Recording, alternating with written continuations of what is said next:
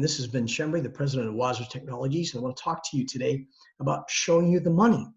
And I'm a big lover of sports. I've always loved sports, and I want to talk to you about something that happened in the last year or so. It's been going on since 2018. I follow a team called Leeds United in England, and they were in what we call the second division. They call it the championship there.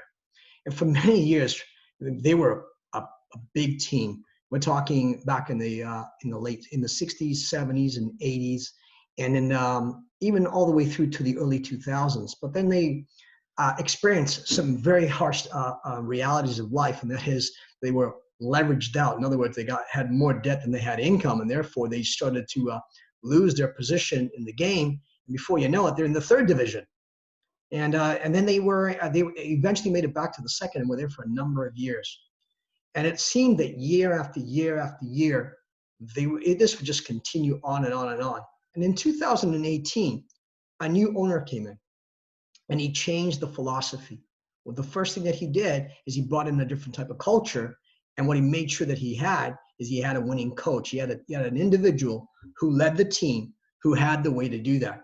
Now, what did this individual actually do? His name is Marcelo Bielsa, and he's known for being someone who pays attention to details and so on. And what he implemented, the first thing that he implemented, is he looked at his assets. In the game of sports, in his game, it was his players.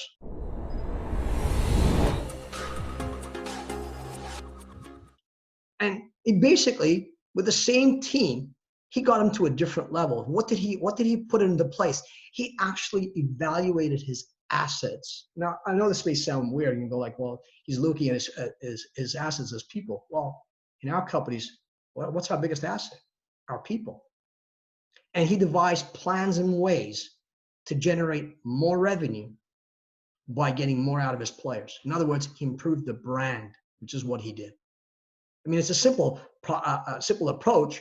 And he looked at his design, whatever his design was, and he has a style of play which is different than most other managers. And he implemented that, and then he evaluated the assets or the people to see if they, aligned with his vision. And the ones that didn't, they went to other clubs. And the ones that did, all of a sudden became better players. And with basically the same team in the very first year, he almost succeeded in bringing the team back to the English Premier League. If you know anything about the English Premier League, it's one of the top leagues in the world, and it has the most income. In other words, he really got attention. And in the second year, he was successful because in the first year, he set a goal, and he wanted to finish in the top the top six, because of the top six, 3 will go up to the next division, which was the English Premier League. And what will happen is 3 of them will stay in the same division. And he realized the error of his way, because the next year he set the goal. He wanted to be one of the top 2. The reason being is the top 2 get automatic qualification. So he made sure his players were in the best shape that ever were in. And he made sure that they performed at peak efficiency.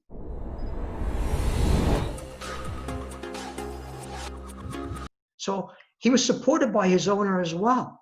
So think about that. With virtually the same personnel on the field, he improved them with a new strategy, new system, and they made it to the English Premier League. What else did he use? He was huge into technology. Now we're talking about the game of football or soccer, whatever you want to call it, but guess what? He could analyze other teams before they came there, and he's known for doing that as well. So he used technology to analyze what the opposing team does, and he devised strategies to be better than they were. In other words, he used what he had to give his squad an unfair advantage. What are we doing with our technology to give us unfair advantage?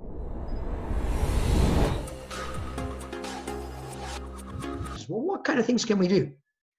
I still see a lot of the small business people not using digital processes that could really help them. For example, are you sending out your invoices digitally? Because if you're not, if it's going out by paper, that takes time. And are you receiving payment electronically as well? There are so many options right now that you can do these kinds of things that would actually help your business and show you more money. Because time is the greatest asset you have, and time isn't money. Time is infinitely more valuable than money. I hear that a lot, that time is money. No, it's not. Time, if you think about it, if you lose money, okay, let's say you lose $20,000. Do you have a way to get it back? The answer is yes, of course you can, and some. But if today is gone, do you have a way to get it back? No, you don't. So time is infinitely more valuable than money, and it always will be. Place your value on your time and how to use it in the most effective way possible. And one of the things you can do is use electronic means.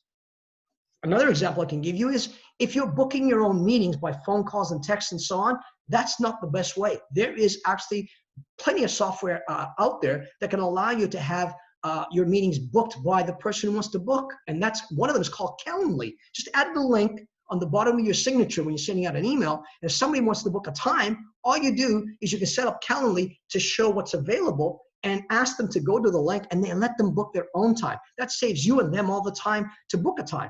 Right there, you're getting more time back. When you're sending out invoices electronically, guess what? Same thing happens. When you're being paid electronically, guess what? Same thing happens again. What other services can you use in order to do these kinds of things?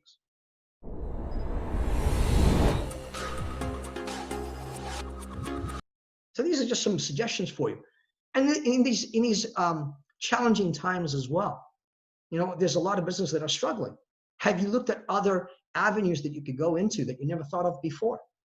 For example, what kind of a online presence do you have so that people can reach you? If you're not doing that, there is another avenue that you're not exploring. A lot of businesses are doing it, and they're finding that they're generating revenue from ways they never even thought of possible before.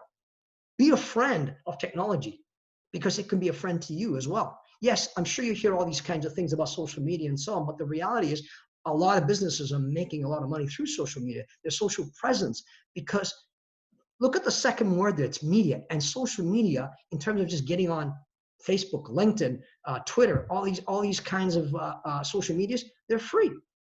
Yes, it does take an investment to get a return, but you have to do that anyways. Otherwise, it's just word of mouth. And that will only get you so far. This will expand you into regions that you never thought were possible before. I would also encourage you to offer discounts and promos where you can. If you have a product or a service that is desirable by others, offer them something.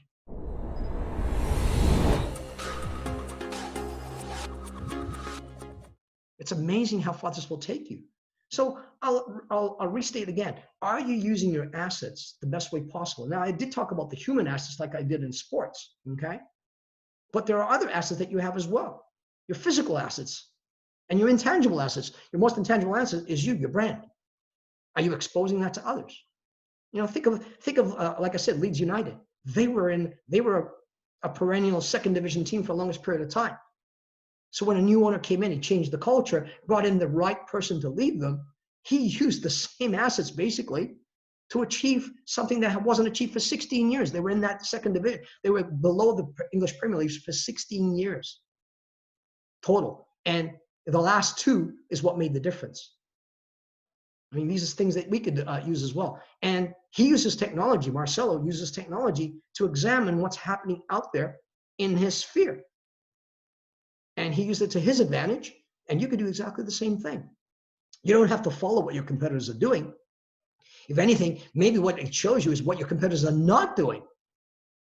And if you do that, well, you're going to have success. I've heard it many times that 95% of the people just follow and 5% achieve their goals. So here's the question I would ask you. Follow what the 5% are doing and don't follow what the 95% are doing, and you'll succeed.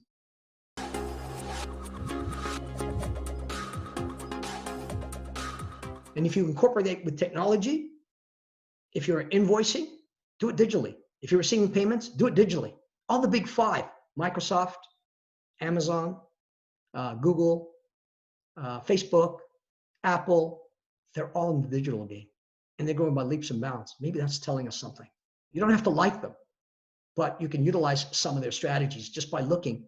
Remember I said 5 out of 100 succeed? Well, they're in the 5. They're considered the 5. And the other 95 are not. Now, obviously, there's other companies out there as well that are doing things. Find out what they're doing. And don't be shy to offer some discounts and promos along the way as well. I hope these suggestions have helped you because I want to see you grow. The greatest thing that could happen for me is hearing stories from you that you're growing. I would love to hear how you've implemented some of these strategies and the kind of results that you've got. I hope you have a great day, and I hope what I've shared with you will help you, and it will show you more money, and in more ways, it'll give you the life that you've always wanted. And for now, ciao for now. God bless, and we'll talk to you soon.